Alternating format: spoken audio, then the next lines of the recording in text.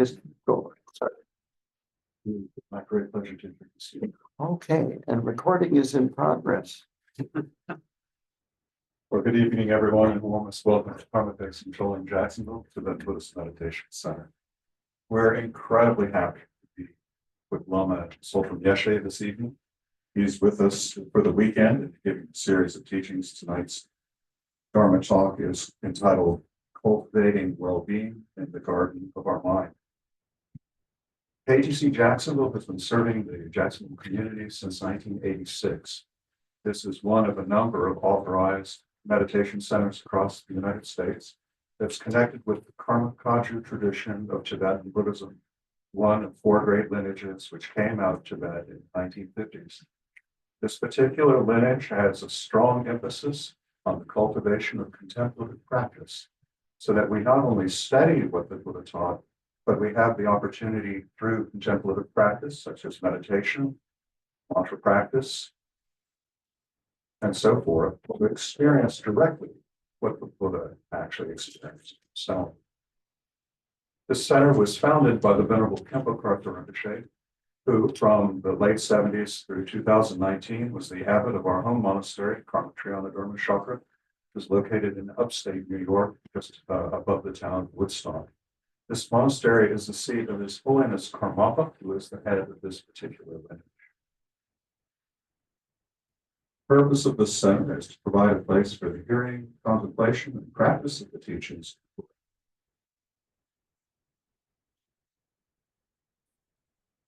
Lama Tsultrim Yeshe has visited Jacksonville a number of times. We were talking about it on the way over. It's been at least 5 visits that we've had the great pleasure of hosting Lama Yeshe here. He hosts and teaches at his own center located in Wisconsin at Hay River. Lama Tsultrim Yeshe was a student of Venerable Khenpo Karthar Rinpoche since 1988.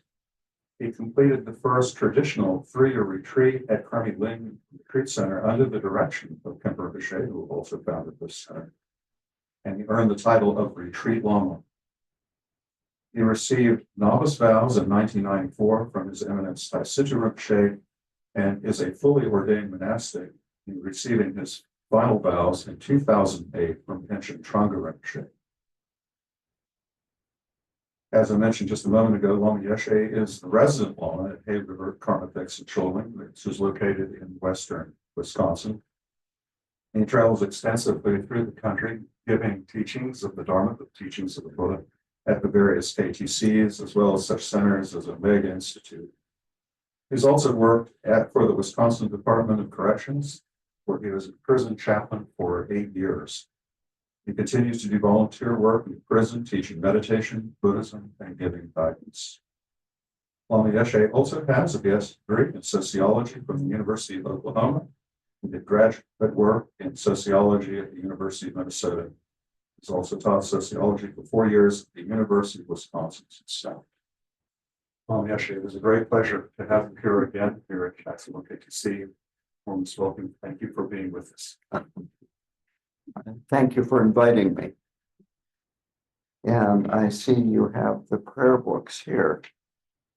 Did you want to have an opening prayer? It would be very lovely. Well, I need a prayer book. Very good.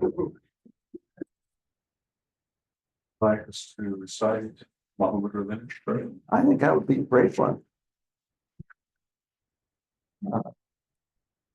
It'll be the Second one.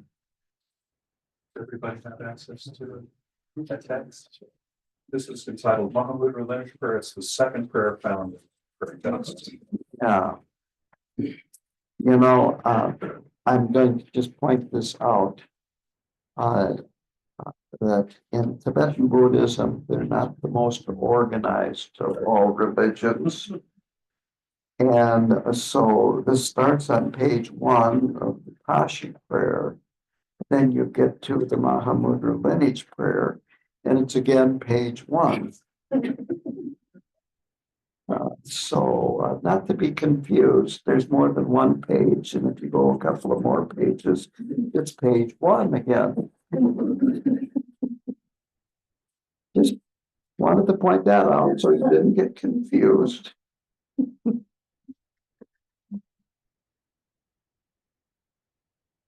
It's a teaching in there somewhere.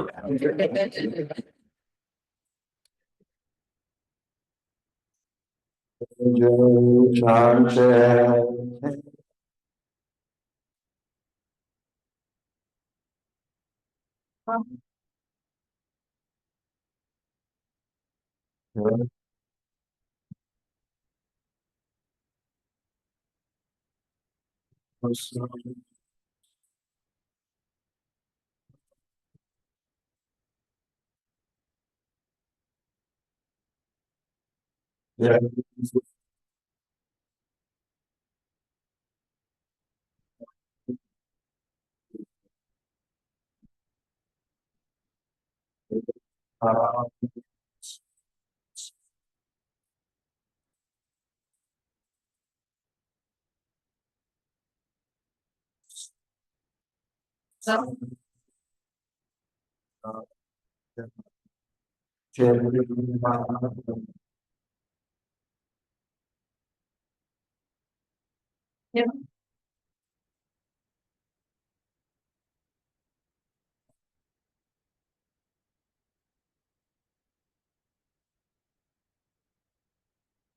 So,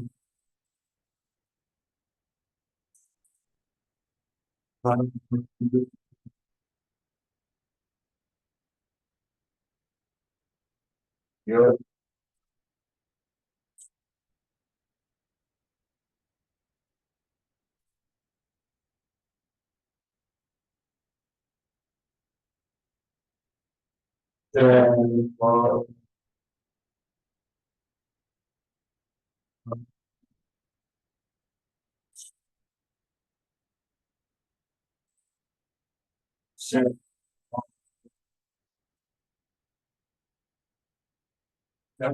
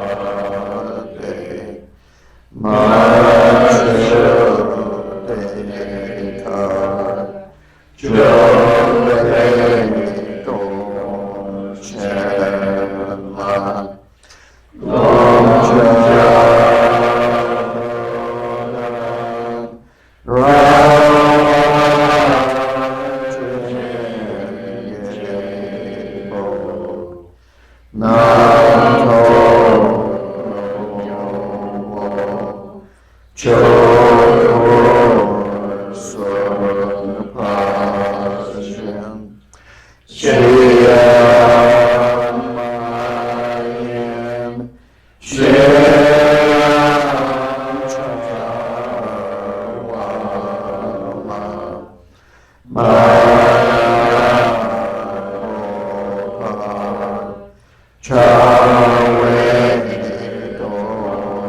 Chenma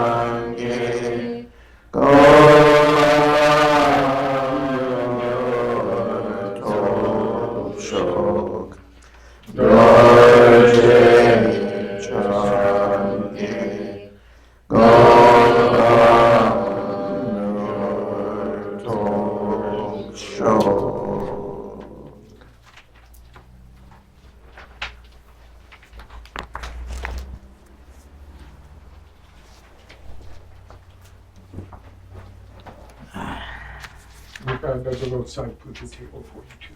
What's that? There's no side puja table too. Oh, yeah, for putting that on the side.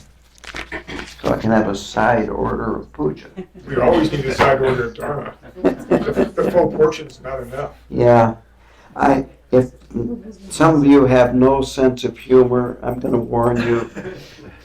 You can walk out and leave if I too much to take. But I don't think that that's gonna be a problem. Now, also, they may have made this announcement, they may have not, but I requested that on Sunday afternoon I give a teaching on that particular prayer. So that has been, the schedule has been changed. Impermanence is a very important teaching. So I'll give it on, what time do we start on the afternoons? 2 o'clock? 2 o'clock. 2 o'clock on Sunday, then I'll give a teaching on that prayer and the meaning of it. And so tonight, the talk is the garden of our mind, and so now I have to bring up my teaching. I have to find it somewhere.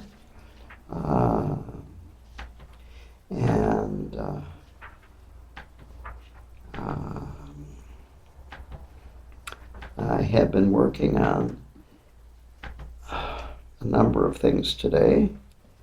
But let's see here. I'm not finding it just yet, but give me a chance and I'll find it.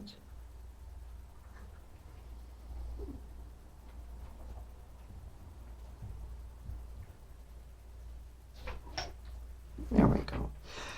Yeah, I'm going down to Gainesville next weekend to give talks, and I thought it'd be a good idea to have those talks prepared too, and then I have a talk that will be on Zoom Tuesday night from my center that I need work on, and then on Wednesday I've got a talk on KTD's platform about Tonglen. So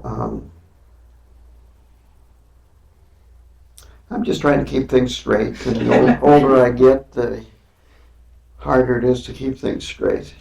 But tonight we're going to talk about cultivating the garden of our mind. And so let's get started.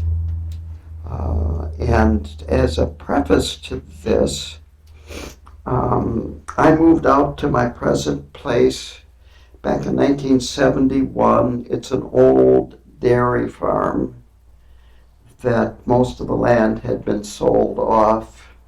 Actually hadn't been sold off, inherited.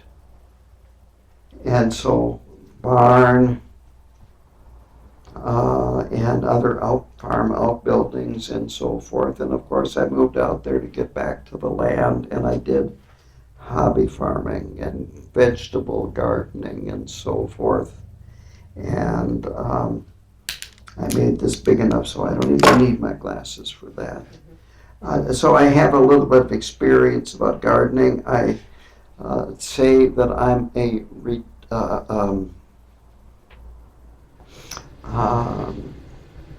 recovering hobby farmer, and I have not fallen off the wagon. But I have had horses, cattle, chickens, and I wasn't a Buddhist at the time, so we all got eaten. I probably have some, I probably do some purification practices. But anyway, that's one reason why I came up with this idea of the garden of our mind, is that gardening, and one of my favorite expressions is the manure of our experience that we all have. Believe it or not, we all have experiences that we just as soon avoid, but we haven't been able to avoid them. And if you say that this is a pile of, you have a different attitude than if you say this is a pile of manure, and manure is a resource. Suddenly, from being a problem, you're wealthy in resources.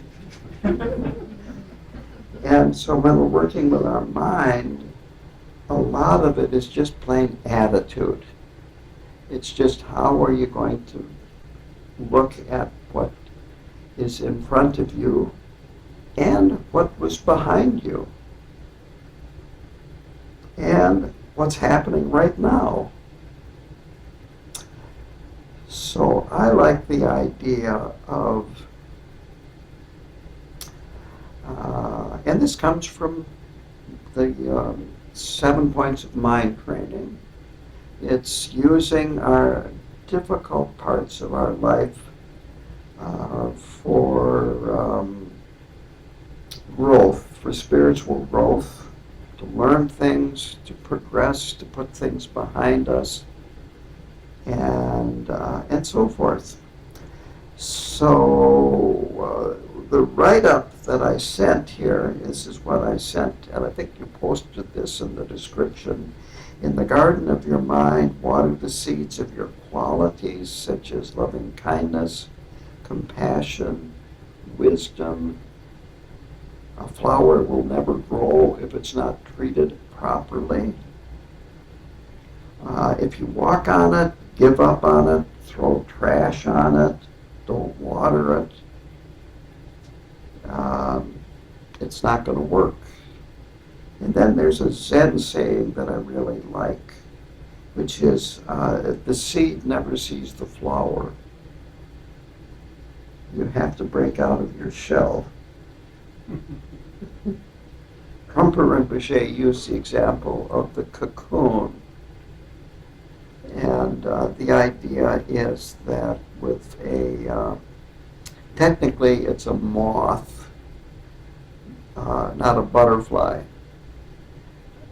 But the cocoon is built by the larvae out of their own body fluids. Yet, in order for it to become a moth or a butterfly, it has to break out of that shell. And that's the idea, that we have to break out of our shell.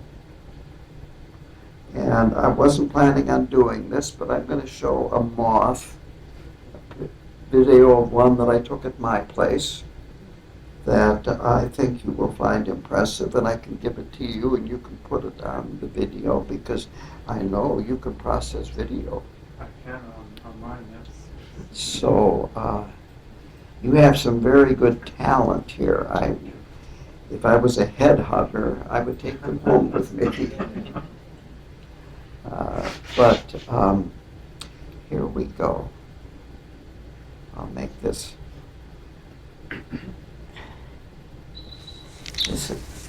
This is my hand. Yeah, that's a moth. What kind of moth is it? Cecropia. All I did was Google large American moth and came right up. But yeah, as you can see, it makes a good ornament on your hand. It showed up one night. Believe it or not, it was attracted by the light. You probably heard that about moths. And I have awning windows. Awning windows open like that, they crank. And he came in, landed on the screen, so I just cranked the window closed. And then in the morning, opened it up, went out there, stuck my hand, and he crawled on my hand, and then I took my camera out, and it was great. So, this is our potential, figuratively. But you got to get out of your cocoon. You got to break the shell. You got to sprout, so to speak.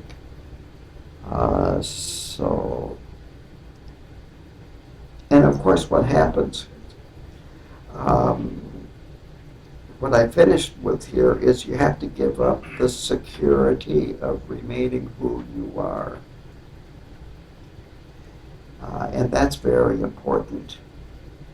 But there is a saying, I have to reinvent myself. Anyone hear that one? Well, guess what that means? You're already an invention. So reinventing yourself should be no problem. Because who you already are is an invention. So what if you have to abandon that security?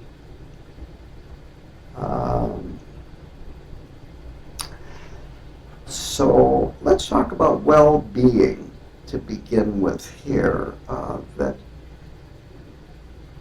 Here isn't exactly well-being. This is a quote by Karme Ling Rinpoche, who he went from Tibet to India to Australia.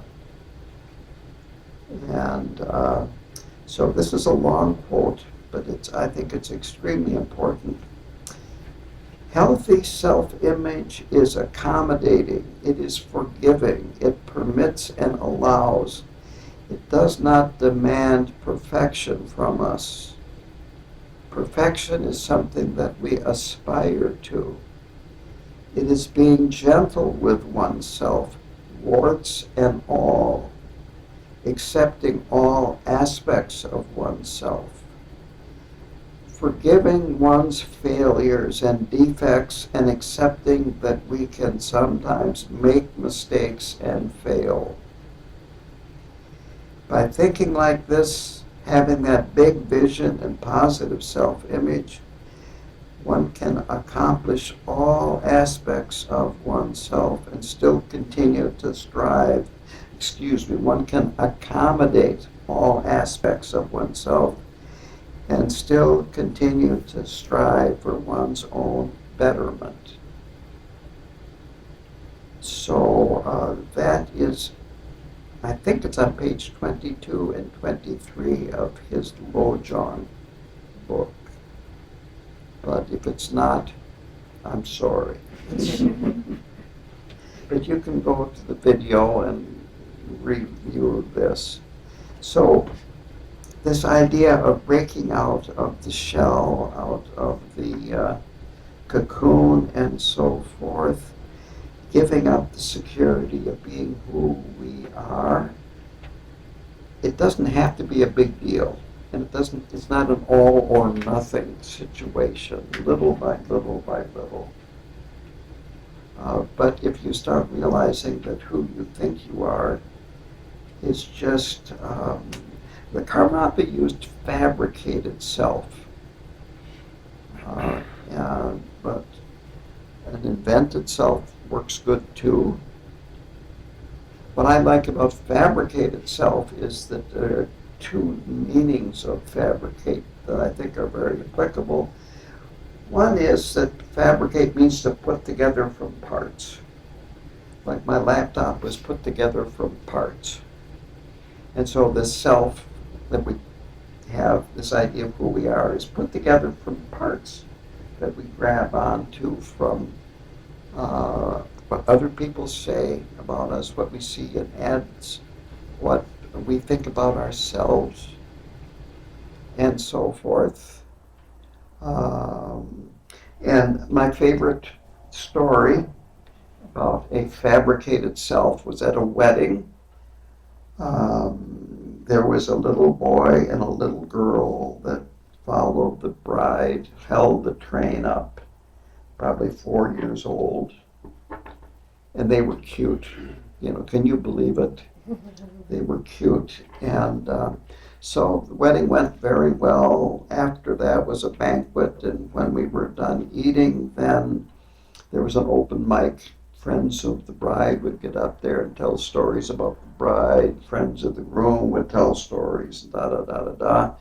Well, the little boy comes up there, and he had a very short speech. He said, "I'm cute. I know I'm cute, and I want to thank all of you for telling me I'm cute."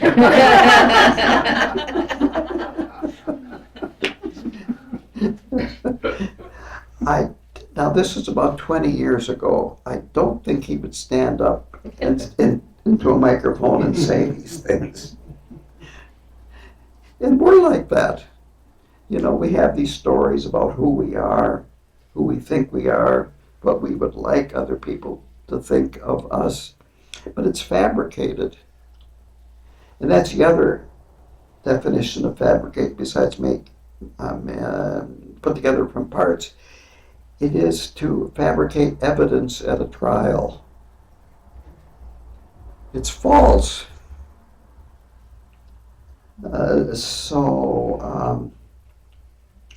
So what about what you think you are? It doesn't matter. Having this positive self-image of yourself, I can do it. Being motivated by, bodhicitta, wanting to benefit others, wanting to benefit yourself, and so forth. So to get back to this garden, there are many different types of gardens. There are flower gardens, there are vegetable gardens, there are and I'm no gardening expert, but I'm just going to throw out there an English garden. And there are natural gardens. You get into Zen and you get rock gardens. A lot of different kinds of gardens in the world.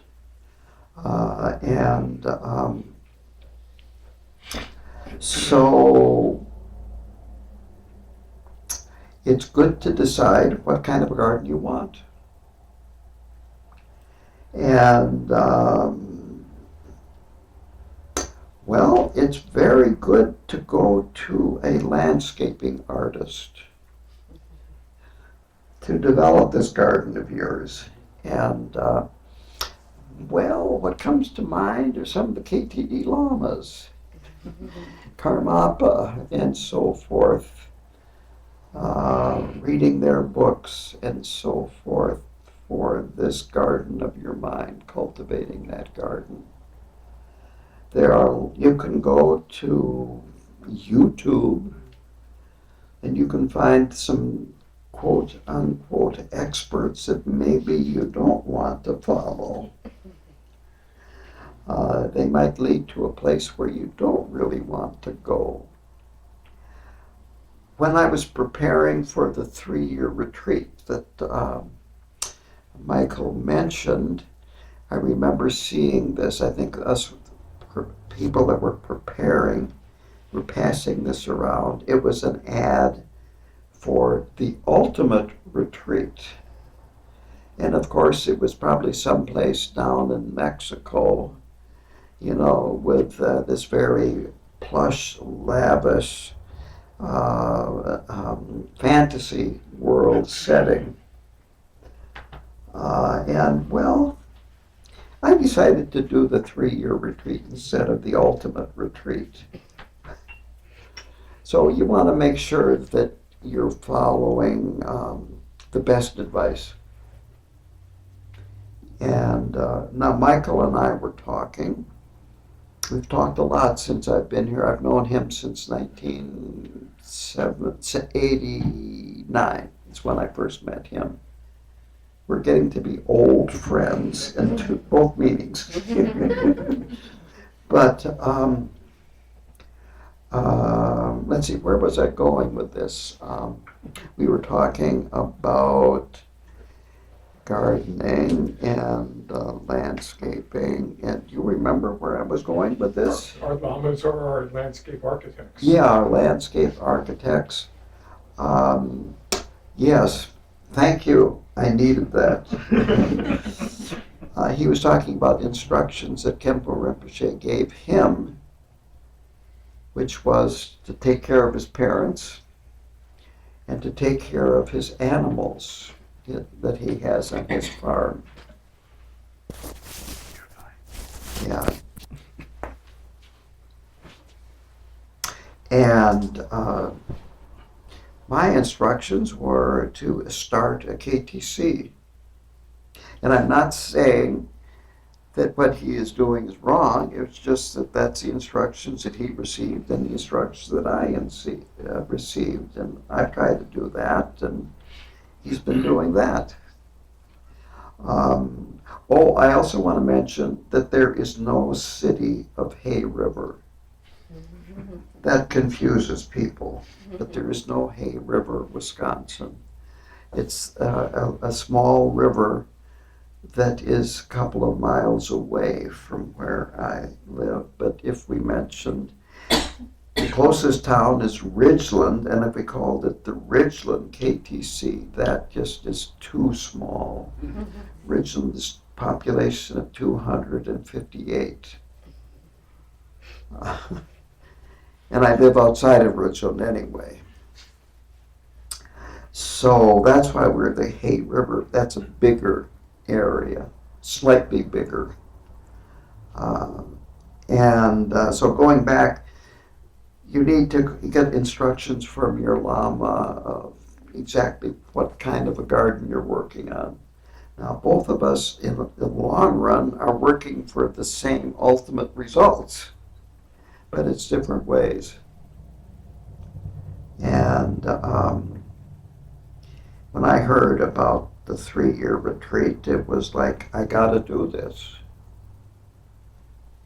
And it happened. So, good to talk to an expert landscape artist, metaphorically. Now, there is a very important ingredient in doing gardening: love. Loving what you're doing, loving yourself. And if you love what you're doing and you love yourself, not in a self-indulgent way, there's a huge difference. Being self-indulgent in a way is behaving in a way that isn't loving yourself. Loving yourself is wanting yourself to be happy. And self-indulgence can actually lead to a lot of sadness and sorrow and suffering. If you haven't figured it out yet, it's really hard to always get your way. Really hard to always get your way. And that leads to disappointment. And very quickly you get frustrated, angry, upset. And who could be happy when they're angry and upset? So love is extremely important. Patience is too, because gardens take time to grow. And I said love. Another ingredient is inspiration, appreciation of beauty. And in a way, this is metaphorical, but in a way, it's not. Because as you cultivate your mind, you start seeing inner beauty and you start seeing outer beauty. That suddenly the world is a more beautiful place. Even cracks on the sidewalk have a certain beauty about them, especially if there's a little weed growing up in that crack.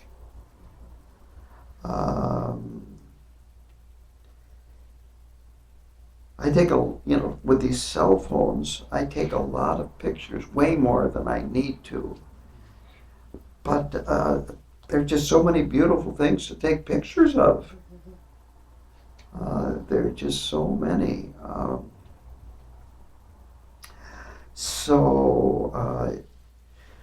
Seeing your inner beauty, seeing the external beauty, seeing the beauty of other people, other gardens. There are a lot of other gardens out there. And just enjoying them. It's good to have wisdom. Wisdom being able to distinguish between a flower and a weed. Wisdom to know, well, let's put it this way. When you're growing a garden, the garden kind of sets the timeline. You have to pick the flowers when they're flowering. You can't, let's say, go down to Florida for 19 days when your garden is producing flowers or corn or squash or whatever. You've got to be there when it's ripe. And the same thing for planting. It's like animals too. Michael and I have had this conversation since I've been here that animals, you have to go out there in the morning, and we call them chores, feed them, water them, make sure they're okay, and then evening, do it all over again. And so you have to have a certain level of discipline to do this gardening of our mind. And just like with regular gardening, doing a little bit of work regularly is much better than waiting for 3 weeks and then I'm going to do all this weekend. That doesn't work very well. So then I have this. I've got preparation is important. If you have to prepare the ground to plant, and that your motivation is important. If you're working on the garden of your mind, you want to be motivated for the two benefits, benefiting yourself and benefiting other people. And maybe you want that, if you had a regular garden, you might want to have people over to walk through the garden with you. I was very fortunate, and this is my kind of garden, is that I never even walked the land before I bought it. I just bought the house. It was cheap and a nice style. And then after buying it, I walked the land and I've discovered that I have the trees. The land was first settled by Westerners around 1870. It's a little different than Florida, but there are trees on there that were growing when it was Native American land. And for where I live, these are large trees. Now for Florida, you probably go, but they're remnants of the environment, the ecology that was there before farming was established. And so in a way, it's a garden. And when I do programs, frequently we have walks in the woods. Had one last Saturday, recently, and we went out there and walked, and then it was like, okay, pick a place, sit down, and meditate. And so about 40 minutes or so, we meditated in the trees, these ancient oak trees. So motivation is very important. Diligence, I already talked about diligence. You have to keep after it. And then devotion. I don't know an exact parallel between this and gardening, but with Buddhism, you want to have a very high respect to the teachers, following their instructions to the best that you can, and if you can't, at least tell them, well, I can't because of, I can't do prostrations because I'm an old man.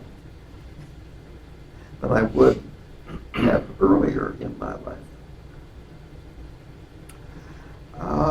Let me see what time it is. Oh, we got plenty of time. And I'll be opening up to questions and answers too, so if something comes up into your mind, remember it, and I'll give you a chance to do that.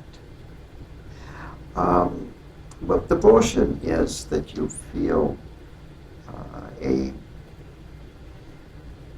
I think the best that I can say is with Khenpo Rinpoche,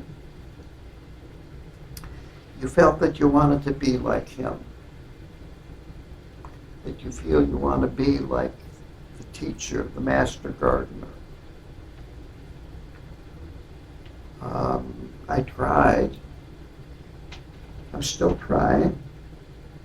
And as that quote, that long quote that I read, yes, I fail sometimes. I sometimes don't do nearly as well as I would like to. I have defects and so forth, but that doesn't mean that I just say, oh, I can't do it.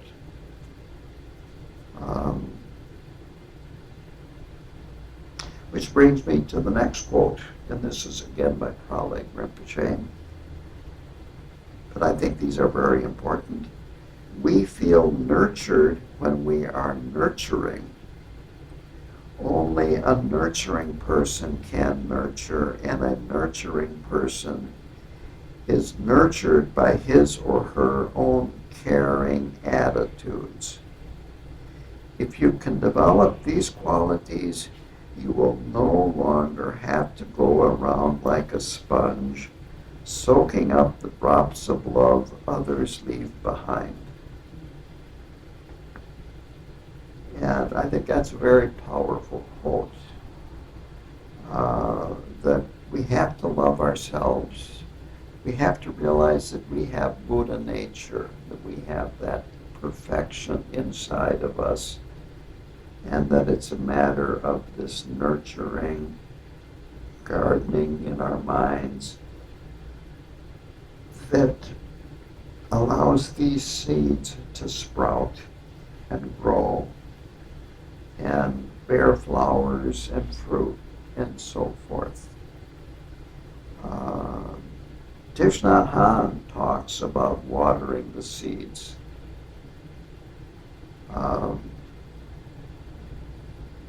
Part of my motivation or the title choice was Thich Nhat Hanh. I happened to attend a long retreat of his. Sometimes you have good karma. And so here is a little example of my good karma. I got hired by the Wisconsin Department of Corrections as a chaplain. And a week after that, I heard about this retreat Thich Nhat Hanh was leading in Wisconsin for people in criminal justice. So I immediately sent in a application for paid personal development leave to go to the 6-day retreat. Don't be shy. And I got it. And I went to that retreat, and it was wonderful. it was wonderful. And he talks about watering the seeds. He talks about not watering the negative qualities. Avoid watering those. And so that was part of my inspiration for using this garden of your mind. And that's where wisdom comes in, is to realize what are the seeds we want to avoid? What are the seeds we don't even want to plant? We don't even want to get in our garden. So now this is something that I have learned over time, and this is a little personal, but I like to say that I got involved in Buddhism in 1987, and I went from medication to meditation. And, you know, it's not a pun, it's the truth. That when I first started meditating, I was seeing a psychiatrist, and I was a very strong antidepressant medication that I was taking. The meditation was better than the antidepressant and the psychiatrist.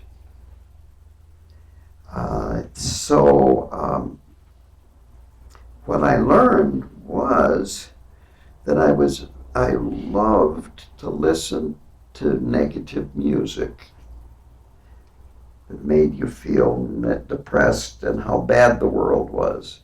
I liked news articles that were all about how bad the world was, and books about how bad the world was, and talking to people about how bad the world was. And I thought that people that were happy, there was something wrong with them, that it was smart to see all the shit in the world, pardon me, and dumb to be happy. And, well, I had to go on a fast, so to speak. I had to be careful of what I put in, whether it be visually or through hearing and so forth. And then, of course, be mindful of thoughts as they arise.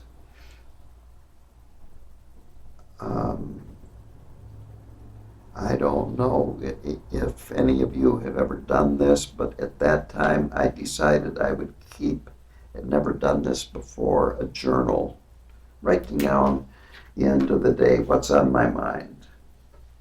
So I wrote it down. After a couple of months, I read it, and to put it simply, it was a soap opera. And it was reruns. I destroyed the journal, and I quit doing that. I learned enough.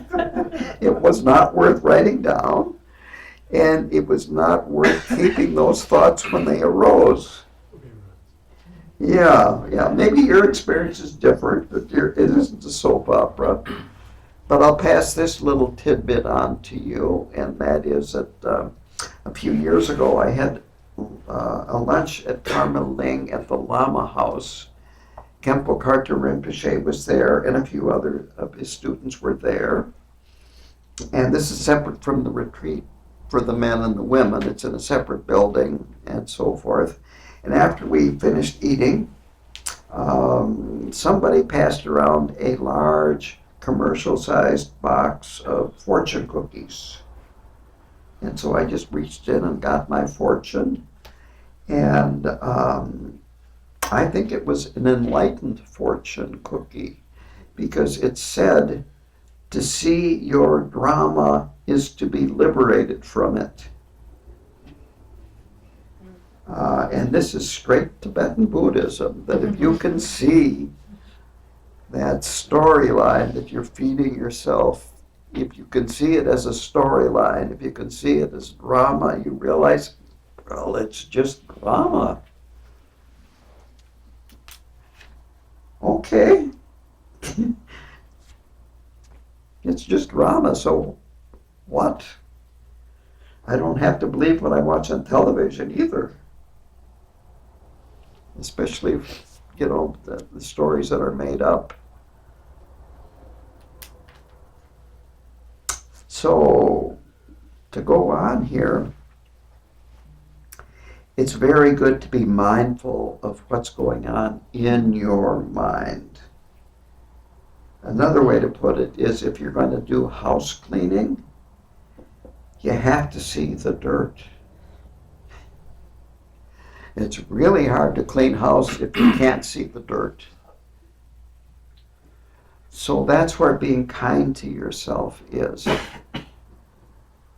Seeing the dirt, seeing where you need to do more gardening, but not getting hard on yourself, not getting down on yourself, not beating yourself up.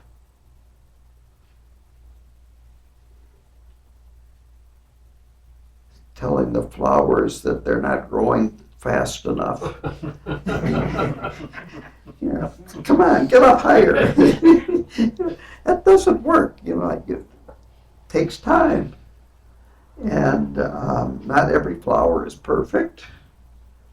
And probably most of them, by the time they are in full bloom, you're going to find various flaws, insect bites, insect droppings, and all kinds of things like that. But they're still beautiful. So let me see here. I've covered the main points that I wanted to. This is an important thing. When we're working on our mind, this is the Tibetans talk about uprooting things from the root. Because if you just break them off at the ground level, the roots will resprout. So we need to get to the root of our poisons of the mind, our problems, our difficulties, the things that need to change. We can't just, make a New Year's resolution and then 2 weeks later say, okay, I've done that enough. I'll go back to eating lots of food and I'll put those 3 pounds that I lost back on and maybe add another 3 pounds. Anyway, you understand what I'm saying here. You've got to get to the root, that you can't just pick it at the surface or even above the surface. And then we've got the seasons, and I know in Florida the seasons are different than where I live. I have yet to mow my lawn. That gives you a clue. But wherever you live, there are seasons of some kind or another, and you have to take that into consideration. That where I live, the seasons, you could say in the spring, that's a time for planting, renewal. The land looks almost infertile. All the leaves are gone from the tree except for the ones that are conifers that have needles. And the grass is brown, dead. It looks pretty forlorn. But then spring comes and things start to grow. And in summer it gets hot and things start to mature. Then the fall is the season of harvest, of fruition.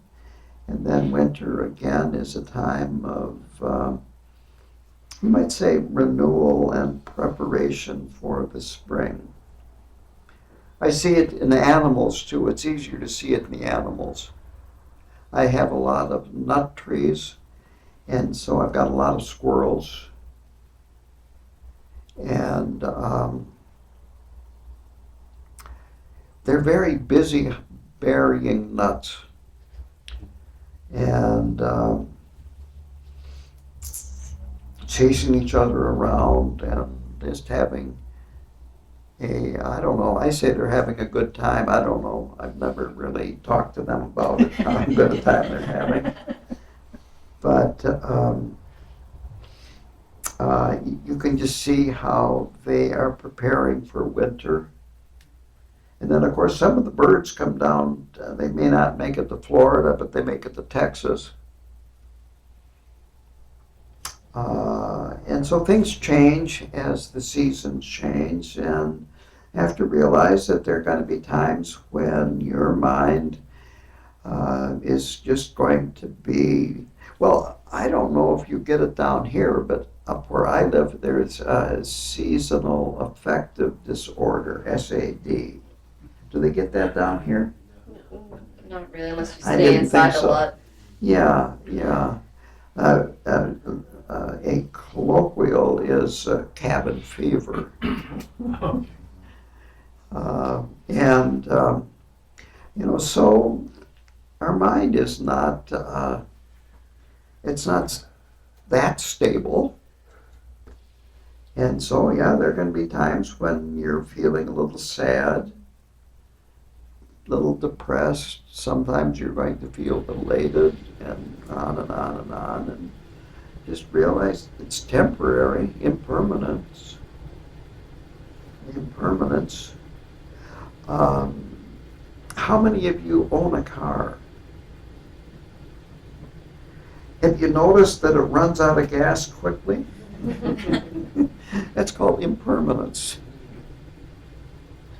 I could go on about auto maintenance, but that's another talk. Maybe that'll be next time I come down here, is auto maintenance. I once gave a talk where I was talking about, well, Buddhism is you're giving yourself a mental realignment, kind of like a front end alignment. There happened to be a mechanic in the audience, and he really got that. Yeah, you want to go down the road straight with your car, otherwise you wear out the tires and you don't steer so well. And then, of course, you don't have to worry about this, but in the snow, it can be more difficult to control. I think I have covered pretty much everything that I wanted to. One more thing, and that's karma. Karma is habitual patterns. That is the strongest form of karma, and that's where we identify things according to the way we want to identify them. And is this a singing bowl here? Yes. Okay. Well, I'll use this. I'm not going to lift it up. That's a big, no, it can just be right there. Okay. People can see it. So I have a singing bowl at home that belonged to my parents. They traveled to Nepal and India, and they must have picked it up on one of their trips. And they had a potted plant sitting inside of it. So to them, it was to put a potted plant in. If I, some of you have dogs, right? If I brought this over to your house, put water in it, and put it on the floor, it would be a bowl. If I took it to a scrap metal dealer, he would assess what the metal is, weigh it, and say it's worth so much. And to you, it's a singing bowl. So, what is it? Your habitual pattern is it's a singing bowl. But that's not what it really is. And it's not a dog dish. It's just the way a dog would look at it. It's your viewpoint.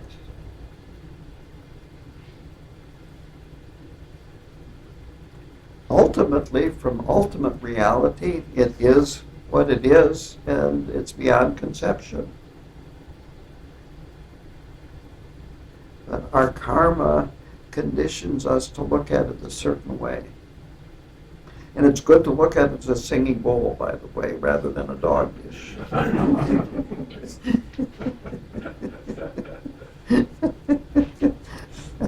Yeah, but it's that way with everything, that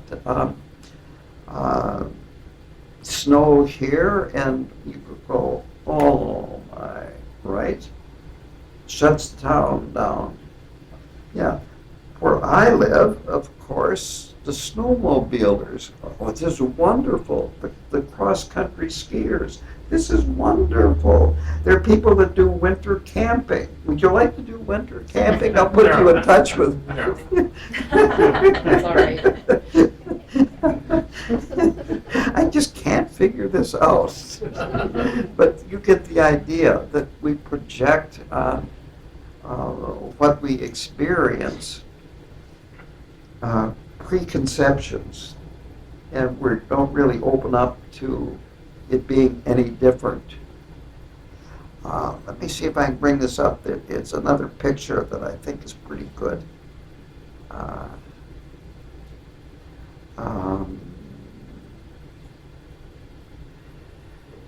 That's what I like about these laptops, is that I can just open up your minds. And this is, let me see here.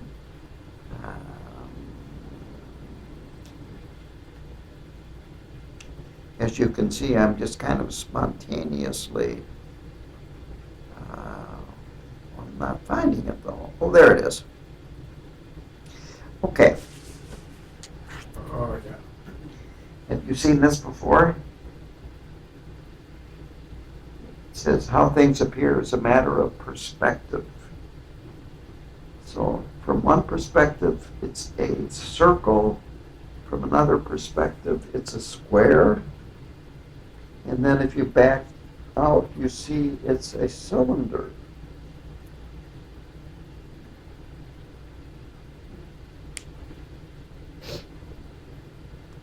So the lesson here is to back off and take a broader perspective rather than a narrow perspective. That to relate it to gardening, it would be and this shows my age, a bee in a phone booth gonna get stung, to a bee in your garden going from flower to flower. No problem in the garden. So back off, take a broader perspective, and leave the soap opera. On that, I'll open up to questions. Yes? I'm Billy from Amelia Island KKSG. Well, I've talked to you. You have a few times. Yes. I really think that there's a profound practice in just that, and understanding that your karma is also projecting on whatever the event was that seemed horrible, because sometimes it's very hard to break free from it because the emotions are so strong, and they will create a clinging to whatever that bad thing was. Yeah. But once you get some distance from it, you begin to see that it may just be manure, and it may just be fertilizer. Yeah. It may be the thing that's in transition, because manure is not immediately fertilizer. No. It has to go through a transition too. And so the transientness of our practice, the transientness of our life and everything that's going on, I think that's really profound from a practice perspective, to allow yourself to back up. And I appreciate you bringing that to us, because I think we just get caught in whatever it is that seems to be hammering us, and hard to break free and see any good in it until some time later, but we can begin to practice as soon as the negative thing is happening, and observe ourselves and observe our minds. Is it are there kleshas? Is there clinging going on? Is it really as big as I have made it out to be? Or is there gonna, even asking the question, is there gonna be some benefit down the road that I just can't see right now? I appreciate the gardening metaphor for working with our minds. Thank you. Okay. Yeah, I'll go into this some more tomorrow and Sunday. Cool. Yeah. Any other comments or questions? I think you answered my question at the end there. I was going to ask, what tools can we use to recognize the dirt? But stepping back, one tool obviously. Are there more? Yes. Meditation is a good practice to allow you to step back. With meditation, you train your mind to, when a thought arises, recognize it and let go of it. And so meditation is an excellent practice also. And then that leads to mindfulness, which I talked about. The meditation is good training when you're sitting on the cushion for being mindful of what's going on in your mind when you're not on the cushion. And it's amazing when you start paying attention to what's going on in your mind when you're going through your day, what you see. Mental journal. Yes, yeah, and again, if you can take it lightheartedly, that really helps to loosen up and kind of chuckle at the silly things that you sometimes believe. That this isn't about, being called too tight. Are there any artists in here? Because I've got another pun. When you're meditating, they talked about being too tight and too loose. And Toulouse was this French impressionist painter. Yeah, I'm sorry, It's all but right. It's the effort that counts, really. yeah, I can't help it. It's my karma. That's right. But to be honest with you, I used to be very depressed. And what I found was a good way out of it was humor. Laughing at the sorts of things that were going through my mind that I was taking seriously. I even hung up a sign in my kitchen and I live alone, even before I was a monk. I was married for 21 years. Then I just said, this isn't working out. But I hung up a sign, living alone, and it said, the beatings will continue until morale improves. The management. And people would say, well, you live alone. And I said, I've got an inner manager that I would see that sign. It might take me a week to realize that I was beating myself up, but eventually I would see that and realize what a ridiculous self-help program that is. So if you're doing that, hang this sign up in your kitchen and then laugh, take a laugh at how ridiculous it is. Anything else? What do we have here? Got 15 more minutes. You mentioned karma a lot, and when we look at karma, or we look at just how things are in our lives, with things going on, are we supposed to say, oh, well, it's just karma and move on? Or is that the taking of the step back? How do we use karma to Yeah. kind of let go and not be so upset with things going on around us? Yeah, well, first of all, don't hesitate to write letters, call, blah, blah, blah, you know, join movements and so forth. But the Kagyu lineage is historically been out of Tibetan politics.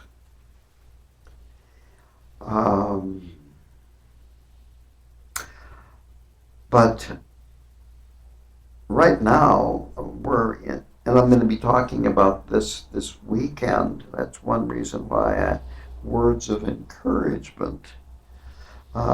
We can do things to try to change you might say, the trajectory that we are going in right now. And if you feel that it's going in the wrong direction, but we definitely need to work on ourselves. To put it in one way, if we haven't cleaned up our own garbage and we try to clean up the world's garbage, we create more garbage. So we have to work on ourselves. I heard this, Thich Nhat Hanh was politically active during the Vietnam War. He was for peace. The South Vietnamese hated him. The North Vietnamese hated him. They wanted to fight each other. And he was for peace. But I heard, and he could not get back to South Vietnam after he left. They would not let him back in. But I heard that he and his students would go to peace rallies, and they would just walk mindfully. Their presence, a mindful, sane, peaceful presence. I don't know if you can convince anybody to do that today, but the point is to be careful of your actions, that you're not causing more problems.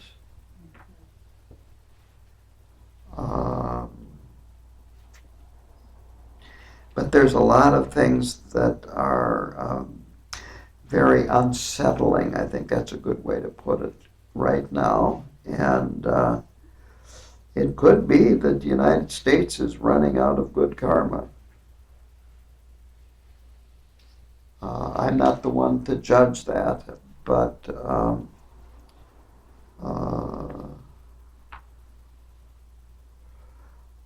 well, I'm going to be 80 this month, and I'm just not going to be around that much longer, to put it another way. I'll have to be my next life. And who knows if I'll be born in this country. I'm aiming for Dewa Chen. I'll let you know if I get there somehow. But that's a good question. It is a good question. How do you approach the present situation in a way that has a positive impact? And I'm going to leave you with, think about this, think about it. And if you feel so motivated to do something about it, again, try to do it in a way that has a positive impact. And up north, Florida has a reputation. Florida man. No. Yeah, can you believe that? Yeah, and then there was that Wisconsin judge that was arrested.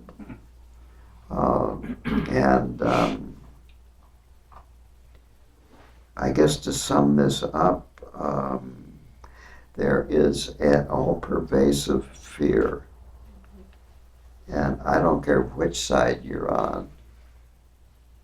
Fear of saying the wrong thing, doing the wrong thing, fear of losing your job because you didn't follow orders, and on and on and on and on and on. I worked at the prison system. You do not have to transport prisoners that are chained and in shackles by having two guards pushing their head down. That's all theater. That is all theater. It's intended to instill fear and might and power.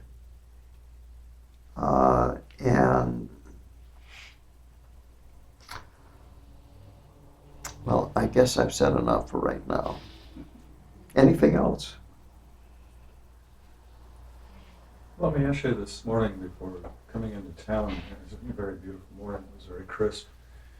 And on the pond out of the farm, there are lotuses, and there are almost 100 of them blooming. And, it's very pretty. I'm thinking about your garden metaphor. Here's this perfect flower, but its roots are rooted in the mud. Yes. And you spoke about working with the manure, so to speak, of existence, Yeah. and how important it is to recognize where we are, so that we become what we truly are in essence. I thought that metaphor was so beautiful. I'm thinking back to looking at the flowers, today in the pond. We may be rooted in that muck, but the potential for perfection exists within each one of us. Yeah. Well, that's why these statues are sitting on lotuses. It's that same metaphor. That the nourishment comes from the slime and the muck on the bottom of the pond, and it transforms into beautiful lotus flowers. What could be nicer than that? And this Mahamudra lineage supplication, I'm not going to talk much about the lives of these great masters, but, Milarepa killed 35 people, and he attained enlightenment. And I'm just going to guess that there's not a single person in this room that's killed 35 people. I don't think there's a person in the room that's killed one person. He was able to purify that karma and a lot of other karma. And so you just cannot say, no, I've just been doing too many negative things in my life, so I'm not going to try. You're not going to wimp out. There are 3 types of laziness in Buddhism. I'm familiar with all 3 of them, but I'll go over them. One is, I don't know what the Tibetan word is, but it's couch potato laziness. You wake up in the morning and I've got to do all of these things today. I better go back to sleep and rest because I'm going to take a lot of energy to do all these things. And so you go back and then you get up, have breakfast, and you do a few things, and you're tired. You got all these things to do, and time for coffee. Then it's time for lunch, and then after that you need a nap. And then after that you do a few more things, and then there's dinner, and by golly, you hardly got anything done. Time for television or whatever. And then you get up in the morning and to quote Jackson Brown, do it all over again.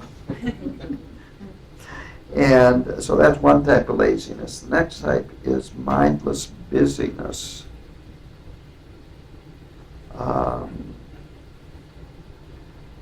Could be shop till you drop, could be clean house till you drop. It could be getting on eBay till you drop.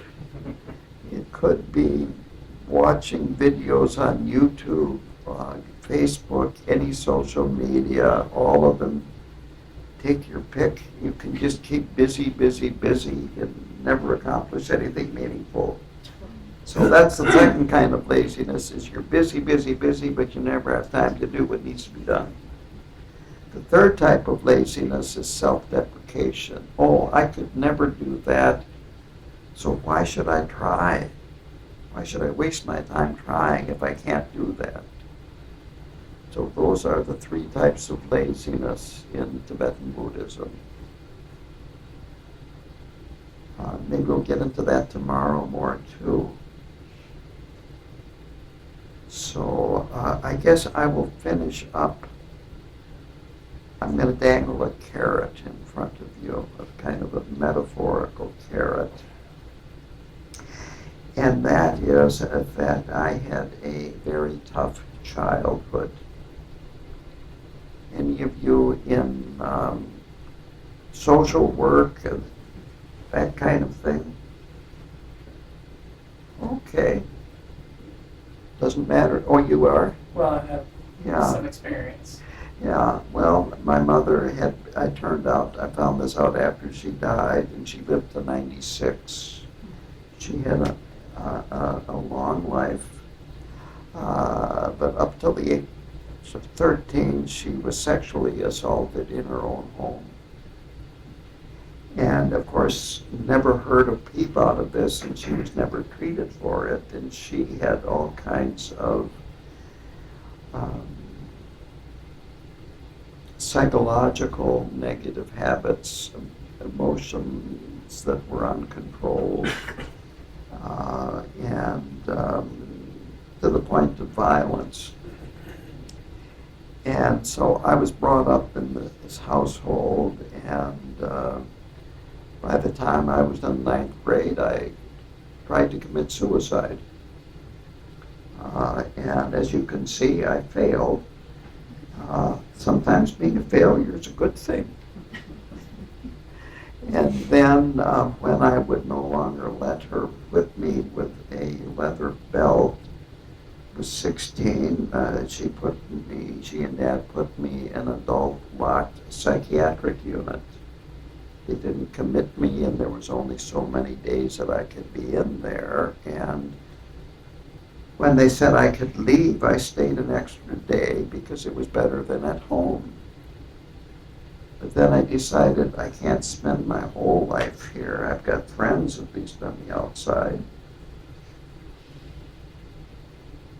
Then when I was 17, I stole the car and a credit card.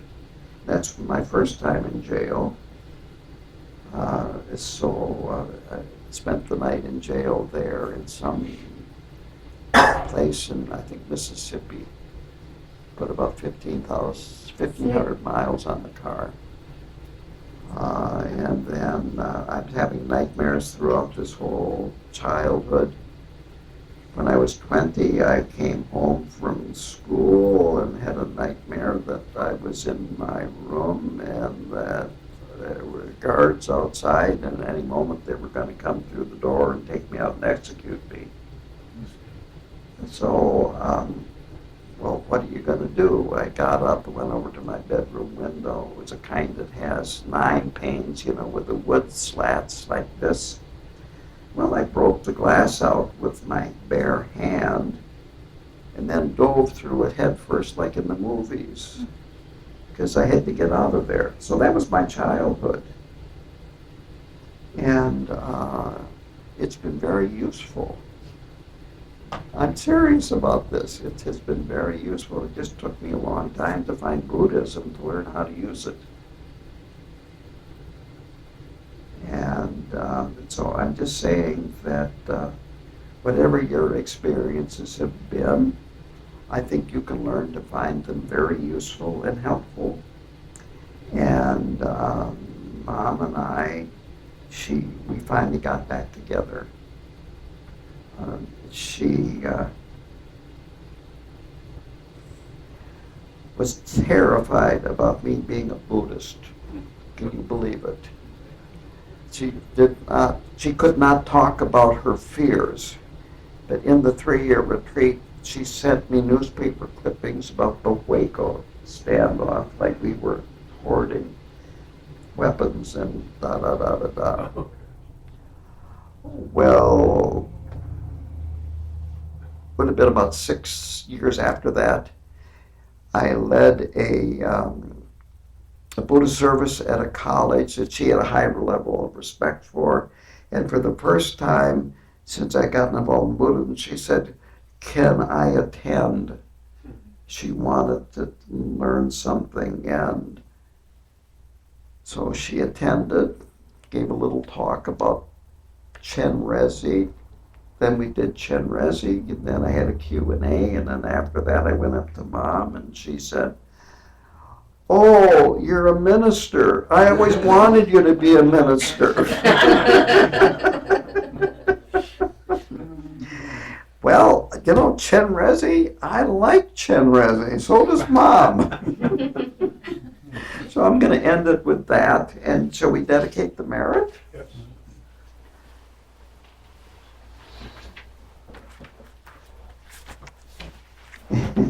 And I'm not going to ask you the page number. 7. It's, what, 3 pages from the back? Yeah. On my prayers, page 7. Yeah. General prayer for the Lama's long life. Yeah, let's start with a general prayer for the Lama's long life, and this will be simple, and we'll dedicate the merit. So, Lama Khenchen Thrangu Rinpoche, Choling Rinpoche, Train Darshan Gela Sovadev, Lama Dandra Lame Parjim Jero, Palden Lama Trapetem Padang, Gyanyan Yoha De Kijun Wadang, Darshan Malu Sutsakrit Janye, Nirdu Sanjay Savako Asho, Sanjay Gusune Pechin Latang, Choni Minjur and Pechin Latang, Yendu Nishe Dun Pechin Laki, Jitarno Wamo Landru Juji, Jamba Bawo Jitar Kempadang, Kuntu Zambo Deyante Jinte, Deda Kunye Jesuga Loching, Giwadi Datan Cheratu.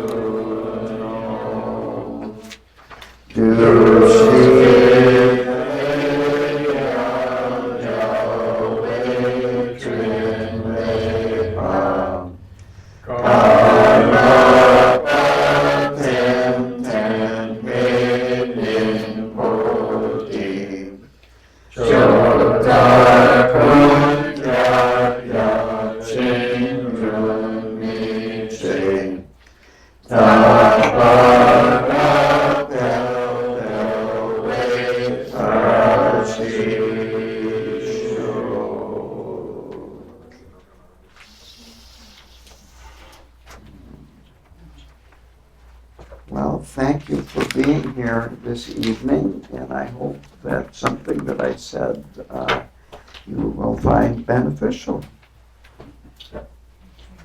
Lama Yeshe, thank you very much for sharing these teachings this evening. Thank you everyone for being here and joining in these teachings as well. We'll begin again tomorrow morning, 10 a.m. Doors going to open at 9:30, and we invite everyone, please. It'll be a nice day of teaching from 10 to noon with a break for lunch, then again 2 to 4 tomorrow. We'll continue into Sunday as well, again 10 to noon on Sunday, and then the afternoon session again on the Mahamudra Lineage prayer from 2 to 4 on Sunday afternoon. For those who are seeking refuge, refuge will be offered at 5 p.m. tomorrow afternoon, on Saturday afternoon. This is the formal ceremony by which one becomes Buddhist. And if you have not made an appointment to speak with Lama before the refuge ceremony, get with us, either Mike or Michael or Jen or one of us, and we'll get you a time to sit down with the Lama before the refuge ceremony. Or if you just want to say hello to Or if you just want to say hello to Lama, come on in and say hello. Yes, we will schedule a short interview. And I'll stop recording now, but I'd like everyone to sing happy birthday to Karme. Oh, no. So, Happy birthday to you. Happy birthday, Karma Johnson. Happy birthday to you. Thank you. Yeah. There we go. Congratulate you on another year of existence. Yes.